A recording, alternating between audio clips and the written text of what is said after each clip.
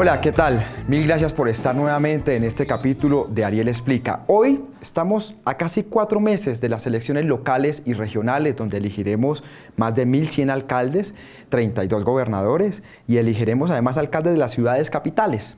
Y les quiero hablar de cómo funciona el Estado. En lo fundamental, el Estado colombiano está diseñado para que funcione de forma mafiosa.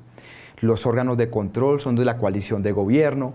No hay un sistema bancarizado, entonces los candidatos a alcaldías y gobernaciones terminan empeñando su administración a privados, legales o ilegales, no tienen capacidad de maniobra.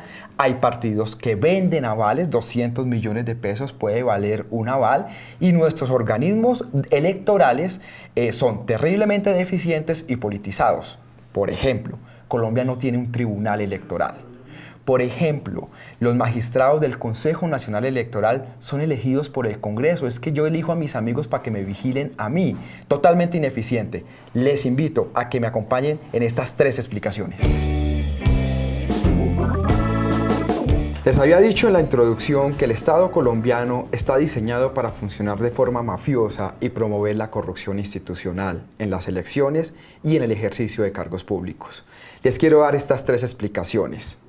Primera explicación, el periodo preelectoral y electoral. Un candidato de cualquier alcaldía puede ser de una ciudad intermedia de 100.000 habitantes, puede ser un pequeño municipio o puede ser una gran ciudad. Primero tiene que ir a negociar el aval con un miembro de un partido político. Si es un candidato muy conocido, les piden apoyo participativo y burocrático, o en otro caso les cobran por el aval. En ese caso, puede valer hasta 200, 300 millones de pesos la compra de un aval. Incluso hay candidatos que les encantan las coaliciones y que tienen 3 o 4 o 5 avales y están negociando cargos burocráticos y la compra del aval. Algo más dramático, que en principio parecería que defendería la democracia, es el famoso o son los famosos movimientos que recogen firmas. Y esto se hace, son candidatos tradicionales, súper conocidos, que van a tener avales de todos los partidos, pero esto se hace para hacerle trampa al sistema electoral, porque cuando usted recoge firmas puede comenzar la campaña 2 o 3 meses antes y así, como se dice popularmente, mamarle gallo al sistema electoral. Fíjense ustedes el caso de Germán Vargas Lleras, en su momento en las presidenciales. Aunque tenía el aval de Cambio Radical, él dijo que iba a recoger 5 millones de firmas para llenar todo el país de vallas, de propaganda, de gente con camisas y así poder ganarle ventaja a los otros candidatos. Ese es el primer momento, cuando tú consigues el aval, vas y buscas plata para pagar ese aval, quedas empeñado con ese partido político y luego, que es el segundo momento, tienes que conseguir plata para la campaña electoral. Luego viene un segundo momento, que es la campaña electoral, y aquí pasan 2 situaciones. Por un lado, hay unos topes en las campañas electorales. Esos topes, en general, son burlados fácilmente porque el sistema colombiano no está bancarizado. Se dice, no, son 700 millones, 800 millones, pero hoy la gobernación de La Guajira puede valer 3 o 4 millones de dólares. El ñoño Elías en su momento se gastó 15.000 millones de pesos para una campaña a Senado, así que nadie vigila los topes. ¿Qué es lo que pasa? Que el candidato, usted como ciudadano o yo no tengo 3.000 millones de pesos para competir por una alcaldía en Jumbo o en Palmira o en Bello, Antioquia, no los tengo. Entonces, además de empeñar mi candidatura, mi ejercicio ya en la alcaldía o la gobernación con el partido político, lo tengo que empeñar con privados, que los hay de 2 tipos. Los privados legales, empresarios, contratistas, que piden el 10 hasta el 25% en los contratos, o los privados ilegales, que son narcos, que es cuando financian literalmente campañas. En ambos casos, el efecto es el mismo, cooptan el Estado y se vuelve un Estado corporativo. Así, cuando el alcalde, el gobernador, llega, tiene una deuda de 3.000, 4.000, 5.000 millones de pesos, y lo primero que tiene que hacer es pagar las deudas al partido político, que generalmente se lo piden puestos burocráticos, y a los contratistas.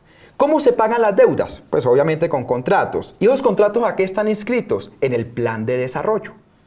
El plan de desarrollo lo aprueba el cuerpo colegiado, en el caso de alcaldías, los consejos municipales, y en el caso de departamento, las asambleas departamentales.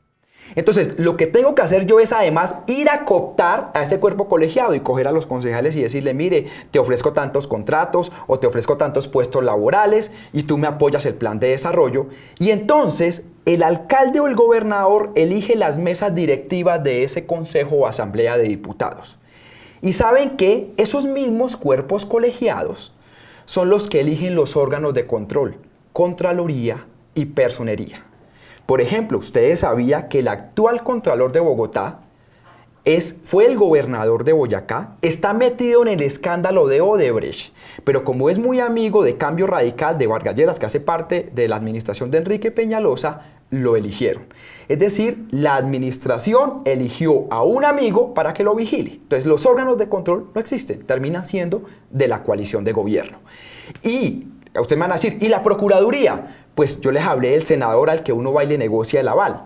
Pues el senador neutraliza a los procuradores regionales que generalmente son puestos a dedo para que no pase nada. No funciona Procuraduría, no funciona Contraloría y no funcionan Personerías porque son de la coalición de gobierno. Luego viene una tercera parte. Entonces ya hablamos de la entrega de avales, de cómo le hacen trampa al sistema electoral, hablamos de los organismos de control que en la vida real no existen, hablamos de cómo los alcaldes y gobernadores empeñan sus administraciones a privados, legales o ilegales, es una democracia corporativa, y ahora pues obviamente nos falta hablar del órgano electoral, lo que llaman órgano electoral. Y aquí sí es que esto es un desastre absoluto. La cabeza del órgano electoral, hay como 3 cabezas, pero una de las cabezas es el Consejo Nacional Electoral. El Consejo Nacional Electoral no tiene presupuesto propio, depende de la registraduría, no tiene delegaciones regionales, es decir, no puede investigar nada in situ, pues no tiene cómo hacerlo. Entonces los magistrados se enteran después de que ocurren los hechos, les llegan las denuncias, pero además es un cuerpo politizado, porque lo eligen los propios partidos políticos. Yo elijo a mis amigos para que me investiguen y que entonces, ¿qué significa que no me investiguen?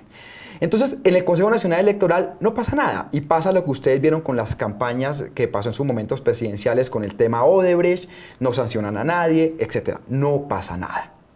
Luego está la registraduría, que la registraduría es una cosa absurda porque la registraduría en Colombia organiza elecciones, lidera el conteo, entrega los resultados y es la encargada de contratar todos los supernumerarios o todos los contratistas para organizar las elecciones. O sea, una sola entidad hace todo eso. Eso obviamente en cualquier país democrático que genera muchísimas dudas.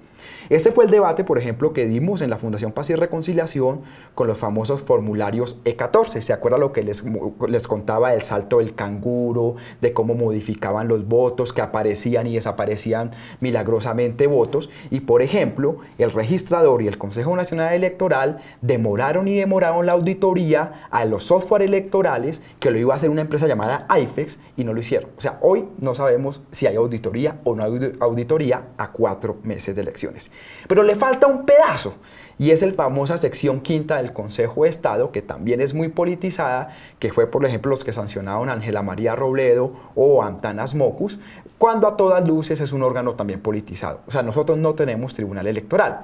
Entonces, no tenemos un sistema bancarizado y tenemos mucho flujo económico, tenemos partidos que los partidos no escogen los candidatos, sino los candidatos escogen los partidos negociando avales. Tenemos un gran entramado de órganos de control que no funcionan y tenemos un sistema electoral podrido. Conclusión, nuestro sistema político es podrido, por eso estamos en las que estamos.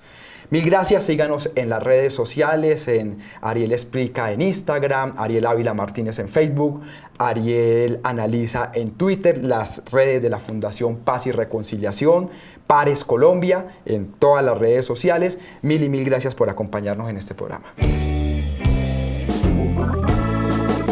Y les tengo una ñapa en todo esto. En estrategia militar hay una cosa que llaman las trampas cazabobos. En temas electorales también las hay. El gobierno de Iván Duque, como todos los gobiernos anteriores, anuncian una cosa que llaman el plan elecciones, que es blindar las elecciones. Y usted va a ver que van a hacer un despliegue inmenso, policías, ejército. Eso se hacía cuando las FARC quemaban urnas, no dejaban hacer elecciones, el ELN, es decir, hace 20 años, 98, 99, era lo que se hacía.